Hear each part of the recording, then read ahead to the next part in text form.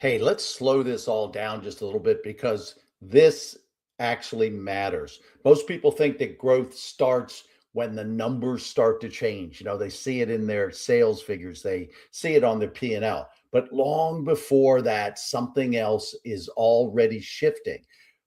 Listen to this. Forward motion isn't the same thing as readiness. And that's what owners miss. Stick around and listen to what I'm talking about. This is the Franchise Pitfalls and Profit Show. Each week, we bring you the challenges and triumphs of being in the franchise development and consulting business. The things you need to make money faster. And now your host, one of the most successful franchise developers in North America, Don Shin. Hey, welcome back to Franchise Pitfalls and Profits. I'm Don Shin, your host. As we kick off a new year, I'm spending time on something that I don't hear talked about a lot or nearly enough, and that is the responsibility of growth or the stewardship of growth. In the last episode, we talked about the problems that growth often create when you're growing too soon, and you don't really realize that, but you're growing too soon. Today, I want to go one step earlier. I'm not going to go to solutions. I'm not going to go to framework. I'm not going to talk today about any fixes. I just want to make you aware of what actually might be happening in your business. Because before the growth breaks what you built, before it stresses your systems, before it exhausts you as the founder. That's what I want to talk about because there's usually a quieter moment. And the question simply should be, what is happening? Has growth actually started and I missed it? So the first thing I want to talk about today is a lie. Here's the lie that most owners carry around with them, whether they say it out loud, honestly, whether they're even conscious or cognizant of it or not. Growth starts when I decide to grow. That's a lie. More locations you're thinking about. If you're a franchisor, you're thinking about more units. You're all thinking about more people. You're all thinking about more revenue. And that's when we think growth begins. But in real life, in real business, especially in franchising, especially if you're considering scaling, growth almost never starts with some announcement. It starts with the pressure you start to feel. Pressure on you, pressure on your time, pressure on your role in the business, and pressure on the decisions that you used to feel were easy and simple to make. Growth doesn't usually show up saying, congratulations, you're scaling. No, it shows up saying, why does this feel heavier than it ever did before? Heavier than it used to. Have you had those thoughts before? Yeah, I thought you probably have. So let's get into it a little bit more deeply. The second place I want to go here is that I want to talk about what growth actually looks like at the proper beginning. Here's what I've seen over and over again across decades, across brands, and across industries. Growth often begins when the founder starts doing less of what they are best at. You're going to understand that statement in a couple of minutes. The founders are doing growth starts when more of what they never intended to manage. They're doing more of those things. You don't call it growth yet. You just call it being, wow, I'm really, really busy. Wow, we're really, really busy. But suddenly you're answering a lot more questions than you ever did before. Suddenly you're involved in a lot more decision making than ever before. Your team used to be able to do those things. Suddenly you're needed in more places than you ever were before. Don't get me wrong, nothing is wrong, but nothing feels light anymore. Even the stuff you used to do almost without thought, almost you could do it almost in your sleep, as they say. Suddenly, those things feel just a little more friction, a little more stressful, a little heavier. They're straining you. This is not scaling. This is not really expansion. This is strain. So I want to talk now and shift gears a little bit, talk about the role shift that nobody really talks about. So here's the moment that I want to stick with you or to sit with you. Growth often starts the day your job changes, even if your title didn't change. You're no longer just, you're always the owner, you're always the founder, but you're no longer just the operator of the business. You're no longer just the salesperson. You're no longer just the technical information provider. You're no longer just the founder. Quietly, what you've transformed into is the bottleneck, the decision filter, because things are going on so quickly, people don't feel as comfortable being able to make some of these decisions. So they bring it all to you. Suddenly, quietly, you're some type of referee, almost an emotional regulator. Suddenly, you are the backstop for every unresolved issues. Where did this stuff come from? You never noticed these things before, but suddenly also the days get longer. You're stressed. You're mentally strained. The thinking it just seems heavier, and the margin for error just seems a lot thinner. We used to be able to get through those kinds of things before. Why aren't we? It's not failure. I want you to understand it's not failure, but this is the growth that is beginning to change the role that you used to play before it changes the results of, in a big way, the results of what your business is doing. Does that make sense? Okay. So why is this so easy for business owners, experienced business people to miss? I think this is why most owners don't recognize the moment. It's because externally things still look good. Like I said, you're suddenly seeing more orders come in. You're suddenly seeing your sales pipeline filled. Your sales guys really seem to be getting it now. They seem to be riding the crest of the wave. Things still seem to look good externally.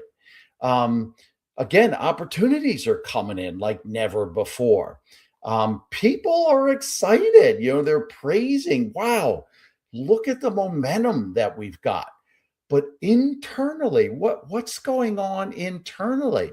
Are you tired in a way that, Saturday or Sunday rest just doesn't fix it? Are decisions kind of lingering more on your mind than they ever did before? You always felt I'm a pretty decisive guy or gal, but suddenly some of this stuff is just hanging on longer. A lot of times you just feel reactive instead of proactive. You used to always feel like you were ahead of the game. And now all of a sudden you're reacting to a lot of the things that are going on. And you start to assume, and again, this isn't wrong. Don't feel bad. This is natural, but you start to assume, wow, this must be what success feels like. Sometimes it is, and sometimes it's not. But I will tell you, I've seen that this is the earliest sign that growth has already started and it is asking for something more. It's asking for something more. So let me share more early warning signs with you, and hopefully you're seeing some of these, and now you'll be much more aware of them. As I said in my introduction, this was not to be fixing anything today. This was about shining the light on the right things for you to be aware of them. So let me describe a few of these situations. Again, just want you to reflect on them, not diagnose anything today, but reflect on them and see if this is what's going on with you. Is this familiar to you? You hire someone, yeah, you felt they're good enough. You just need relief fast. Sometimes I kind of call it the warm body syndrome, throwing people at something and hoping for the best. You know, you want to think good of people, and you want it to work out for you and for them. And yeah, it'll work out, but it just isn't. Maybe you bring in a family member or a really good friend. You trust them. You think they have a good work ethic, or at least from a family standpoint, the family, and the family has a good work ethic. Um, Maybe you've thought about outsourcing and you've delayed it. Hey, that's just, I don't know who to go to, and it seems risky. It definitely seems expensive. You ask what the return on that investment to outsource parts of your business for to address the needs that you're having. Uh, Spoiler alert here. Why don't you ask that same question when you hire somebody?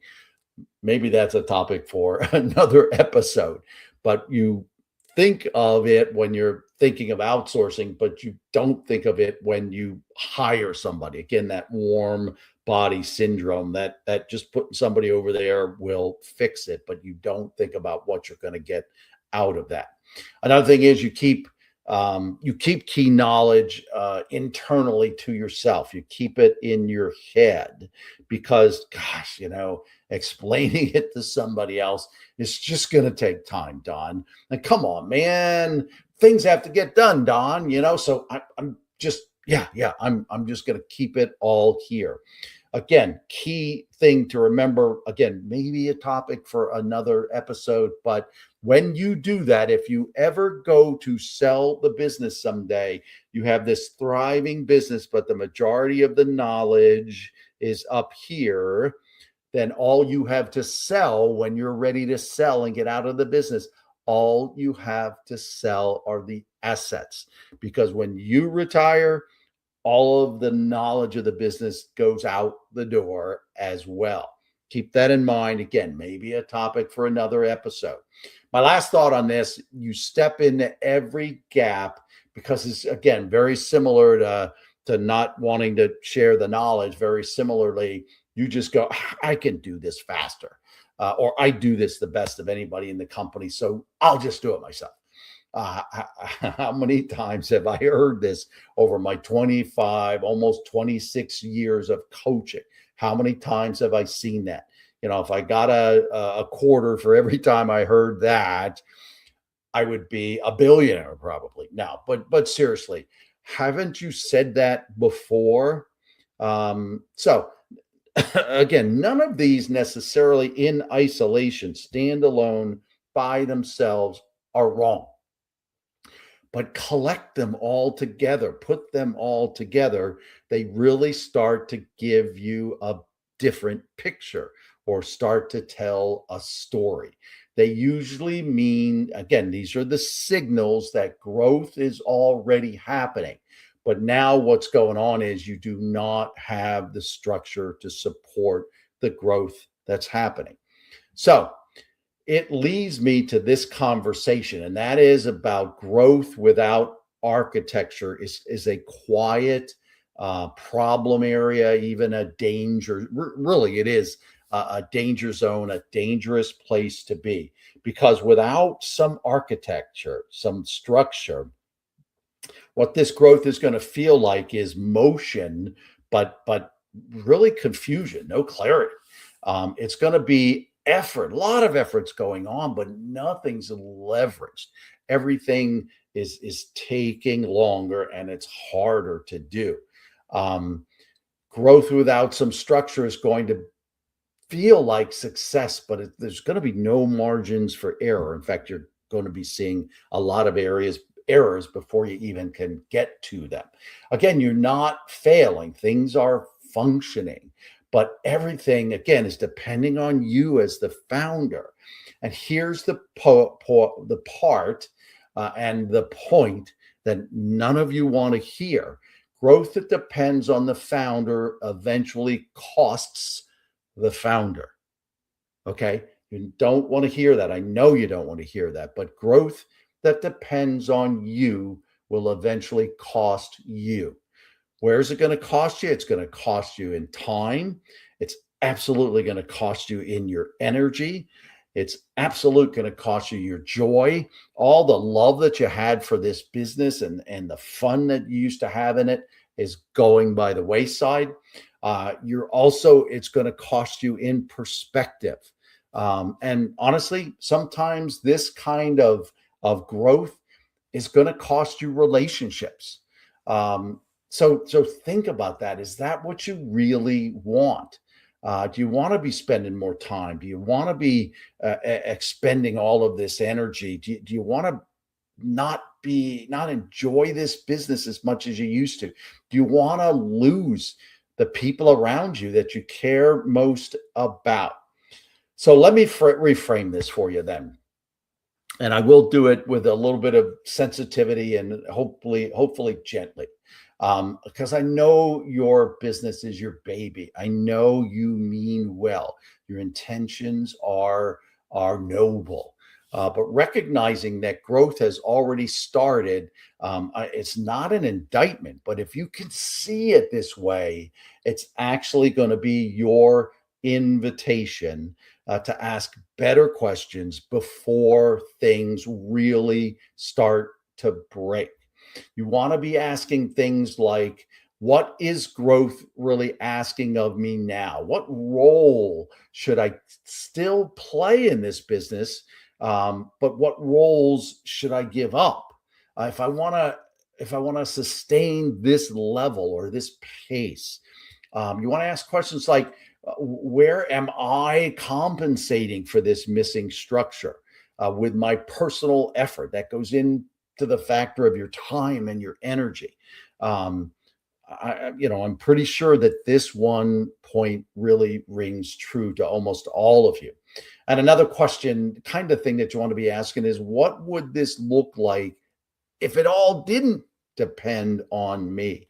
And that's the direction that starts to help you think about structure and the architecture that your company needs to have in place in order to grow at the pace that you're growing. These aren't just scaling questions. These are responsibility or stewardship questions. So lastly, I just want to share why slowing down in this way is actually a very, very wise thing to do. At this stage, if you can slow down, it doesn't mean that you're going to stop the momentum. I'm not saying slam on the brakes. What I'm saying is that growth looks healthy before your systems, your structure, your architecture is in place. Growth looks healthy when these things aren't yet ready. I want you to start recognizing that just because things are moving, they weren't necessarily and often are not built to hold ultimately all that is going to be coming your way. Some of the healthiest businesses that I've ever seen, people I know, people I've worked with, people I've talked to, people that my coaches have coached, they've paused at this moment. They've rethought roles. They've rethought their org charts, the people before they just threw people at it. They clarified expectations before they started to add a location. And the bottom line is they built support before this pressure started to really distract them and pull them away from the right things to do. They didn't grow slower. They didn't stall. They actually grew stronger. And once they put things in the right place and put the right things in place, they were acting responsibly and they were good stewards, the growth curve actually got steeper. The pace was even better, but it eliminated the strain and the pressure and the stress. So let me just wrap up with this thought. Growth doesn't begin when you announce it. It often has begun already, and you can start to feel or see the weight shifting.